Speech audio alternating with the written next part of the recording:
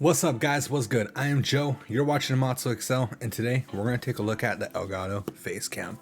I'm going to talk about why this camera is by far the top competitor to beat compared to something like a used GoPro and a Cam Link. I might also throw in another device in there. So without waiting any further, let's just get into the details. All right, let's go. So really quick, I got the box here, but I'm actually recording this video from the Facecam itself. Now, if that doesn't tell you anything compared to some of my other videos, then you're going to see a little bit of difference in quality versus something that I would use like my Nikon Z6, but it does work really well out the box. I did a little bit of tuning. So if you go to other videos that people posted, they've done like where they pull it out the box and then they learn how to tune it. The one thing that really sets us apart from competitors is the fact that you have that ability to retune the camera just a little bit. And I will show you why that's so important, because it's built with a Sony CMOS sensor. So it's like a mirrorless camera already. And it actually gets a lot of good colors out of the box. Even just in this kind of recording, like if I had no other camera to record with, this is really good in quality. I know I could get like an app and I could, try to fake a bokeh to blur out the background, but even just as is, it has a good depth of field of where to record, and it doesn't really give you that fisheye like other webcams. So it really does just kind of hit the mark for something like for streaming or for small vlogging makeup stuff. Like even if I had like a ring light right here, I could set this up between a ring light, and if for those who are doing like makeup content, it works perfect. Now a couple quick things, if you ever look at it, it does not have a microphone, so this is definitely not the webcam, like the one-stop shop for streaming, because you need some kind of microphone to record your audio. So like right now I have the Elgato Wave 3 and I'm using that to record the audio. Normally when I do my videos, I'm using my Nikon Z6 and have that set up with a full-on shotgun mic so I could get that clean audio. But so this is a little bit different setup. This is something I would use for like a live stream or like a teaching or anything like that. I really wanted to see how this compares to my GoPro. I was actually, before this came out, I was in the market looking at other different camera options because I've been wanting to have a second camera for going live. I had a GoPro, I hooked it up to a cam link and a different like multiple like capture devices, but the problem I kept having was in indoor lighting. The lighting is just not as good on a GoPro. They're really meant for outdoors, and so I was looking at like a used iPhone where I could run like Epoch camera, NDI, even looking at like buying an old used like A5100, just something cheap to get the job done. Then Elgato came out with their announcement, and honestly I was sold the minute they dropped it, because for me I had to get my hands on it and test it, and you could tell right now just by the quality. I think this may be my primary driver for a lot of my streams versus like my DSLR, so I don't like kill the sensor or the battery. This is the Facecam from Elgato. So you can see there's a couple different things. I try to match the tones as much as I could with the DSLR and the Cam Link, but the Facecam doesn't get that same bokeh effect. And I actually have to have the Facecam a little bit closer to me to match the same focal length from the DSLR. So now here is the DSLR. You can see, because of more professional, the bigger glass, the bigger sensor, I'm able to get a lot more bokeh and blur out the background. The height, obviously, because the cameras are placed in different positions, and hopefully the camera is focused on me. But you can really see the difference between the two from working with the DSLR versus working with the Facecam. Honestly, besides the bokeh effect or that background blur, they pretty much kind of hit spot on. Now the camera itself has right now it's ISO, I believe 800, and it's at a 4.5 aperture. But because of the distance for me, the subject in the background and the bigger sensor, it's able to get a lot more of that bokeh effect. Versus the Facecam, you get about the same kind of colors, the same kind of look, the sharpness almost, but you just don't get that same background.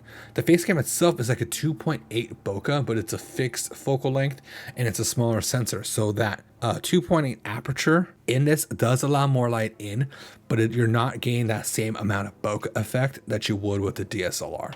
So there's definitely some differences where, even though the Elgato Facecam is ranked at is given a 2.8 aperture versus the 4.5 in DSLR, it's just the size of the sensor and just the build between the lenses where you don't get that same effect.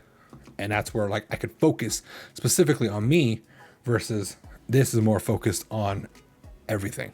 If you're looking between these two videos, there is no real, like, there's not that much of a difference.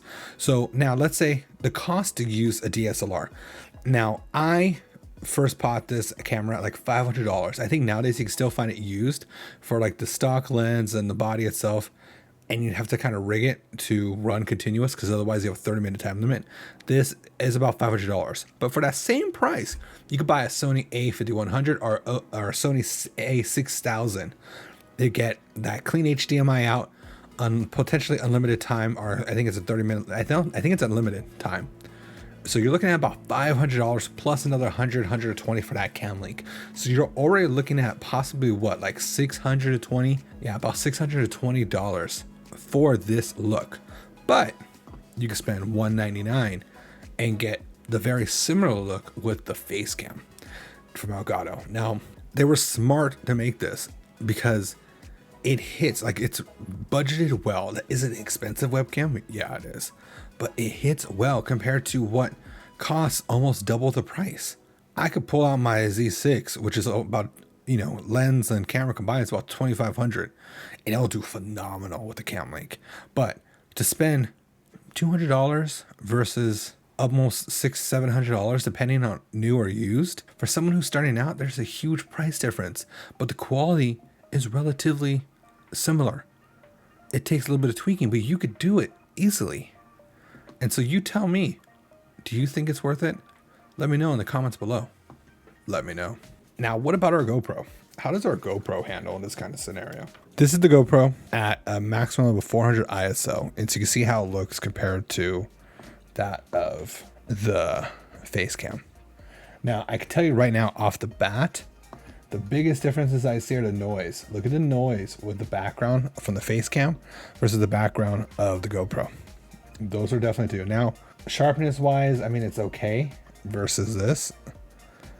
I mean, it's not bad. It's just, you could tell it's not meant for indoors with this lighting. Like, you get a lot of that noise. And I think that's really, for me, what kind of irks the hell out of me. It has good colors, everything like that. Like, I could turn up the brightness, yes. But now, like, this is super bright compared to, like, right now. But it works.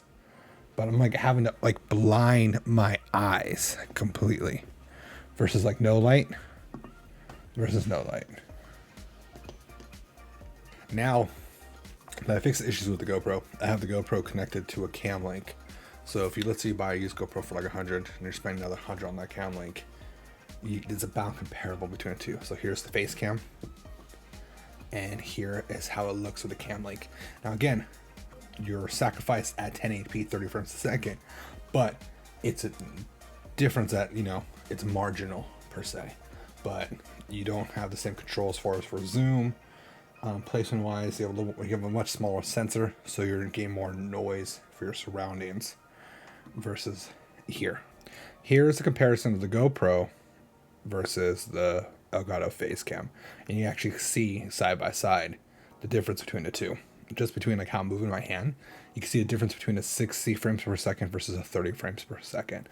You can also see the color wise settings and stuff like that. Like I can play with the contrast and things like that between the GoPro, which is more of a flat profile, versus the tune settings and the Facecam. So now you really got a chance to see just how the Elgato Facecam really works against that of like a GoPro versus actual DSLR. And I think that a lot of people are going to want to eventually get the Facecam from Elgato as a primary source versus trying to put stuff together.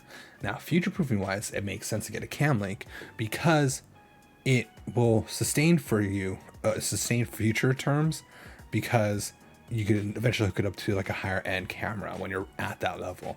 Versus if you're really as like an amateur or hobbyist and you're really just kind of getting it because you want something and don't have to worry about upgrading in the future, then the Facecam is definitely for you. But if you're looking for something for like long-term growth, like I said, you could easily, even just, you're still cheaper buying that later on than just buying this. And that's going to wrap it up for us today. Hopefully you guys really enjoyed this video and got some value out of it. If you did, please hit that thumbs up. It helps me pop up more in the algorithm, and people who are also searching for videos like this will be able to find it easier. If you do like my content, please subscribe. You'll always be alerted when I drop new videos. If you have questions about anything that I went over today, leave it in the comments below.